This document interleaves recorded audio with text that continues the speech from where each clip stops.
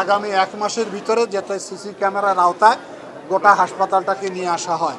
আমরা আগামী 2 মাসের মধ্যে এখানে যে আইসিইউ বেড রয়েছে 10টি মাত্র, এটি আমরা আরও 10টি সংযুক্ত করব, অর্থাৎ 20টি বেডে এখানে আইসিইউ চালু থাকবে। এখানে কেবিনের যে সমস্যাটা তুলে ধরা হয়েছে, কেবিনের অ্যাটেন্ডেন্টের কোনো থাকার জায়গা নেই, বেড নাই, এটিকে আমরা সংযুক্ত করেছি।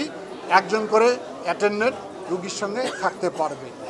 এখানে অপারেশনের ক্ষেত্রে দেখা যাচ্ছে অ্যানেস্থেসিয়ার সংকুলনের অভাবে সবসময় অপারেশন চালু থাকে না, যার কারণে রুগীরা অনেক সময় মৃত্যুর ঝুঁকিতে পড়ে যায়, মৃত্যুবরণও করে।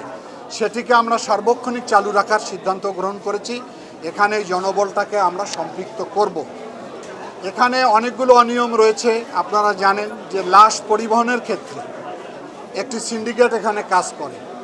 আমি নির্দেশনা দিয়ে গেছি যে কতটা অ্যাম্বুলেন্স তার তালিকাভুক্ত রাখতে হবে এবং মাইলেজ অনুযায়ী ভাড়াটা নির্ধারণ থাকতে হবে এবং তাদেরকে চালানের আকারে টাকাটা দেয়া হবে। এ ব্যাপারে একটা কমিটি গঠন করে দিয়েছি।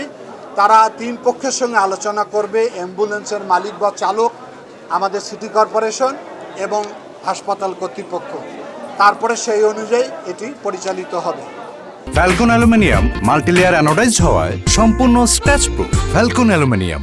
এখানে কোনো সিসি ক্যামেরা নেই, এত বড় একটি হাসপাতাল সিসি ক্যামেরা নেই। এটাকে জরুরি ভিত্তিতে আমি নির্দেশনা দিয়েছি আগামী 1 মাসের ভিতরে যাতে সিসি ক্যামেরার আওতায় গোটা হাসপাতালটাকে নিয়ে আসা হয়।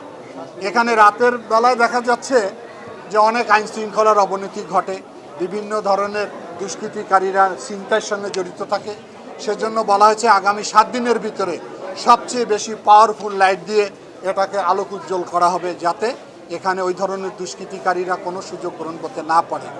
এখানে আবার জলাবদ্ধতা রয়েছে। সিটি কর্পোরেশনকে আমি নির্দেশ দিয়েছি যে আগামী কয়েকদিনের মধ্যে যত অবৈধ স্থাপনা রয়েছে 2 ধারে সবগুলোকে উচ্ছেদ করে দিতে হবে। এবং এখানে দেখা যাচ্ছে যে আমাদের সীমানা যে প্রাচীর রয়েছে সেখানেও মানুষ ভেঙে নতুন নতুন প্রবেশদ্বার করেছে, এগুলোকে আমরা বন্ধ করার নির্দেশ দিয়েছি। এবং আউটসোর্সিংয়ে এখানে 124 জন মানুষ নিয়োগ করা হয়েছে। এটা দিয়ে হয় না, সংকুলন হয় না। সে কারণে আমি অনুরোধ করেছিলাম এখানে চেম্বার অফ কমার্স তাদের পক্ষ থেকে 10 জনকে এখানে প্রতি মাসে তারা যেটা তাদের সম্মানী বলি, ভাতা বলি, সেটা তারা দিবে। বহিরাগত যারা এখানে কাজ করে, ট্রলি নেওয়ার ক্ষেত্রে, রুগী নেওয়ার ক্ষেত্রে নানান ধরনের পয়সা, নানান ধরনের অবৈধ দালাল চক্র, এটাকে আমরা রাখবো না। আমরা চাবো ওটা স্বাভাবিক পদ্ধতিতে আসার জন্য। যারা এখানে ডিউটিরত থাকবে প্রত্যেকটা কর্মচারীর ভেস থাকতে হবে এবং যারা অ্যাটেন্ডেন্ট, একজন রুগীর একজন অ্যাটেন্ডেন্টকে আমরা অ্যালাউ করব, তাদেরকে আমরা কার্ড দিব, ঝোলানো কার্ড। আমি সবাইকে অনুরোধ করব অ্যাটেন্ডেন্টরা, রুগীরা যাতে কষ্ট না পায়, আমরা যেন অযথা ভিড় না করি।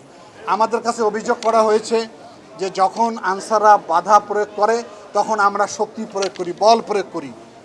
আমাদের সঙ্গে অনেকেই আসে, তাদেরকে আমরা আটকাইতে পারি না। এখানে এই ধরনের একটি ঘটনা ঘটেছে, যার কারণে আনসাররাও দুর্বল হয়ে পড়েছে মানসিকভাবে। আমরা বলেছি ভবিষ্যতে যদি এই ধরনের কেউ বল প্রয়োগ করে এবং ফৌজদারি অপরাধ করে, তার বিরুদ্ধে ফৌজদারি মামলা করা হবে।